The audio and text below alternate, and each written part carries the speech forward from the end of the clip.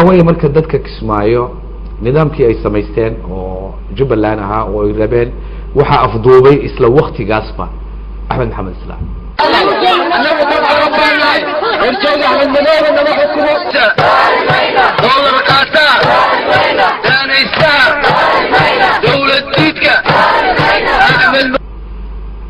أحمد مدوبة عيد لما ترتمن نين هلولة ليرادو يعني ليرادو وزير سجون أقول نقضي وزير كيس إسكاش كحريك عالمي أو كدكتي وهذا حلبانا لما ذا نمو محل الكدكتي حلبان شمبرة يهلولة وحو كدكتي محمل فجي حلي قا ترتمي لها ويكون جرين حلبان كيها سفير كهانجري السعودية عربية حلي دولة محمد سياد ونين مامور يقانا مجن waxaa ku jireen cali diini rag noocaas baa tartamayay kulligood waxa weeye Kenyaankii iyo Umar Abdirashiid iyo rag kale baa markaa dhinac kale ugu dhigay ma jirin ragii xataa beelahan ka soo jeeday dhinaca Axmed Madoobe oo sida Sheekh Shakuul iyo Gandhi iyo ma ay tartameen Sheekh Shakuul jaamacadda joogay guri baa lagu soo xiray ma ay tartameen dadku marka maxay ka gadoodayaan gobolka Gedo hadii aan soo laabto marka Gedo waxaad ka jira wad ogtahay ciidamada Kenya waxay bilaabeen inay kala gooyaan magaalooyinkii Soomaalidu ay deganaayeen waxa ay bilaabeen duqeymo ay ku duqeynayaan dadka deegaanada degan ilaa iyo shirkadihii waxa la gubay magaranaysa isgaarsiinta dadka lacagahoodu EVC bay ku shaqeeyaan ilaa xadkaas la socdo intaas oo dhan maamulkii ka xigay oo ay dadku dugsanayeen waka dictator-ka ah ee afduubka ku haysta waxa uu isagii u qareemaya u doodaya marka dawladii Kenya ee uma qareemay shacabkii gobolada Gedo iyo Jubbada Hoose iyo guud ahaan Jubbooyinkaba ma aha mid u qareemaya okay 8 sano marka dadkaasi waxay ku jireen caburin dil dhac boob khaasatan magaalada Kismaayo waxa weeye marka dadkii waxay u muuqatay haddii Axmed wali uu sidii Kismaayo u joogo oo isagii u haysto awoodiina uu ku takrifalayo 2019 bishii 8aad la rabo in doorasho la qabto dadkii waxay arkaan meeshii inuusan dastuur ka jirin Jubbaland wax dastuura inaanay ka jirin in magaalada Kismaayo ay u xiran tahay Axmed Madoobe sidaa darteed waxay dadku ka muujinayaan oo ay ka qaylinayaan waxa weeye dhibaatooyinka isdaba jooga iyo doorashada soo socota inaysan muuqan doorasho feer oo ka dhici karta magaalada gobolada Jubbooyinka khaasatan magaalada Kismaayo halkii loo asteeyay in Jubbaland Bu'aale la tago halka magaranaysa caasimadii laga maamulo Jubbaland doorasho loo dhan yahay lagu qabto dastuurkii uu shaqeeyo oo dastuurku yahay mid shaqeynaya ee Jubbaland u yaala waxa soo dhamay marka ma jiraan laakiin Suudaan Cabdi Casiis arinta taagan waxay tahay oo qof walba inaha ay ku haysaa marka laga hadlayo maamulkan Jubbaland marka hore waxa la leeyahay laba beel qaybsatay waxa la leeyahay madaxweyne iyo madaxweyne ku xigeen hal beel safiya ayoo dad fara badan oo qabiilo kala duwan oo deegaanka degay cabasho qabeen haddana ka waran hadii hadda qabiilkii la aaminsanaa in taladii uu kaligiis qaatay dhexdiisii banaan baxaya iyo buuq fara badan iyo cabasho ka taagan tahay waxa weeye dhulkan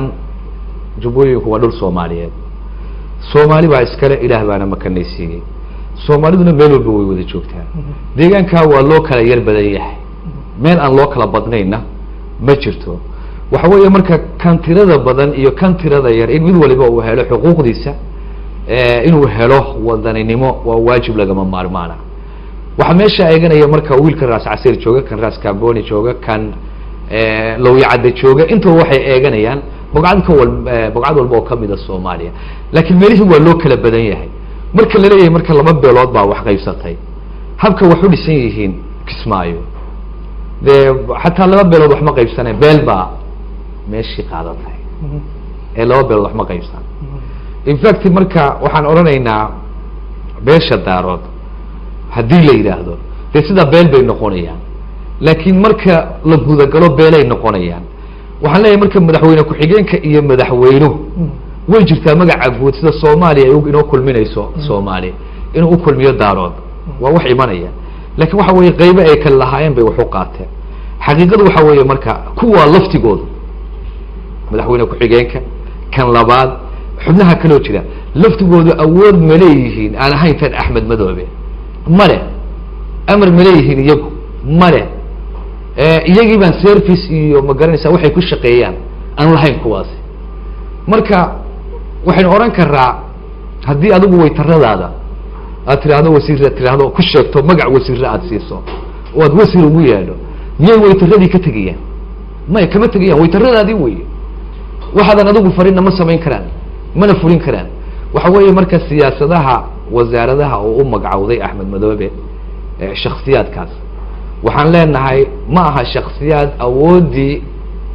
waxa ay ku magacaaban yihiin qofka u magacaabani uu lahaa macnaha waxaan ka dhibansanaha hadalkaaga ma waxaad kala jeedaa cid aan axmed madoobe ahayn walaa madaxweyne ku-xigeen walaa guddoomiye baarlamaan meesha u tuman oo amar iyo nahyi kulihi ma jirto taa waxa weeye wiilka caawa raba inuu qof dilo oo kismaayo gudaheeda ku dilo tusaale ah waxa weeye uga amar qaadanaya axmed madoobe wuxuusan ogeyn ma samayn karo waxaan ogeyn kuma dhaqaaqi karo waxa weeye marka taa macnaheedu wax walba oo soconaya haddii luga dheeran rabo inuu tallaabo qaado waa in axmed madoobe marka hore u sheega intaanu tallaabo qaado waa inuu axmed isagu u dilaayo o yidhahda sidaa iyo sidaas nimaan marka caynka ahayn waxa weeye ma hoos joogi karo axmed maxamed islaam laakiin dadka gobolada gado macnaha hadda meesha ay banaanbaxyada ka dhacaya waa garbaharey waa gado dadka reer garbaharey marka axmed madoobe ay ujeedaan miyaysan arkayn shaksiyaadka matala ee dawladda ugu jira ee ku matala maamulka aan waxba qaban karin la leeyahay waa maqaarsaar sida adiga hadalka udhigayso hal baan kuu sheegaya haddii wax jira ay yihiin way caaradi lahaayeen iyagay caaradi lahaayeen iyagay qabsan lahaayeen iyagay la xisaabtami lahaayeen laakiin waxa u muuqatay oo lala hadlaya waxa weeye cidda meesha autoritada kule wey cidda lala hadlaya waa axmed dadku waxay yidhaahdaan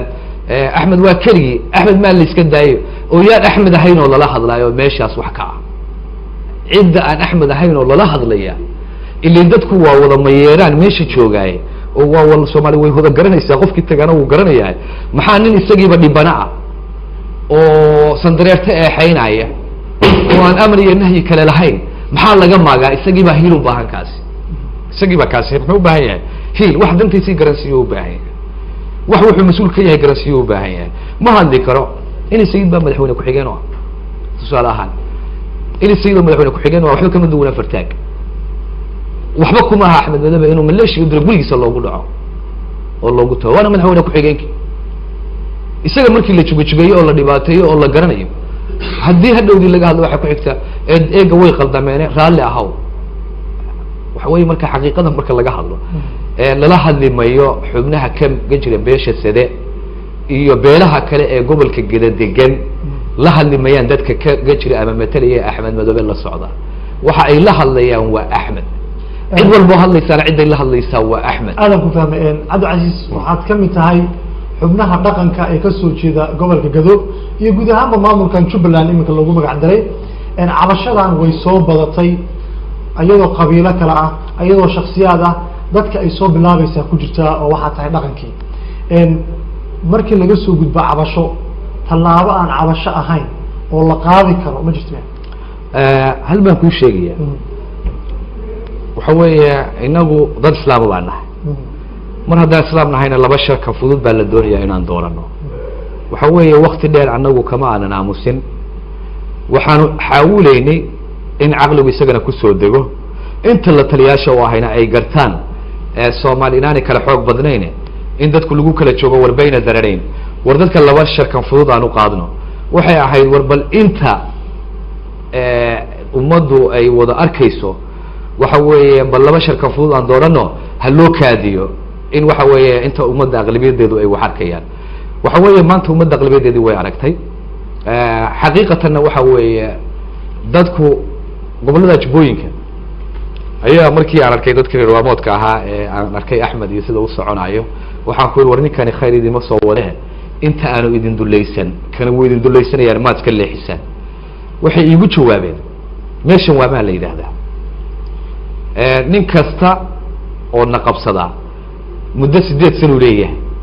8daas sano isagoo dulaysan oo dakana iyo eed xambaarsan buu naga tegaya waad arkaysaa maanta Soomaali baraha bulshada haddii aad gashid wax kale laguma hadal hayo waxa lagu hadal hayaa Axmed Madoobe iyo waxa ka jira meesha la yiraahdo Kismaayo waxa la isku soo qaadayaa talaabadii ka dhacday dawlad deegaanka ee ku dhacday Cabdi Maxamuud Cumar iyo waxa ku soo socda Axmed Madoobe su'aashaadi haddaan u soo noqdo marka ay waxaan cabasho ahayn ma laga qaban karaa cabasho waxaan ahayn waa la qabanayaa hadda muujada ku socda Kismaayo wajibooyinkii ku socda Axmed Madoobe oo ah madaxweynaha Jubbaland marka laga soo gudbo eedeymaha faraha badan ee isaga loo jeedinayay meediyaha la marsiinay horta isaga meel looga dacwoodo ma leeyahay anigu waxaan qabaa Axmed Tala Mare oo tal qabsada male horay baan anigu weeri baraha bulshada ugu soo bini aadamku waxa uu nool yahay waxa weeye waa in tala la siiyo oo talada qaato iyo inuu tala keeno waa labada Axmed waxa weeye hawaayadiisa u dastuura u shariica wixii isaga aqligiisa ku soo dhaca wax uga hooseeya oo qawaaniina oo xeerinaya ma jirto sidaa daraadeed maadaama ay aqligiisi isagu uu hawaayadiisa ka dhigtay dastuur iyo shariico intiiba cid uu ka amar qaadanayo iyo cid uu maaragtay uga dameynayo waxa uu sameynaya midna ma jirto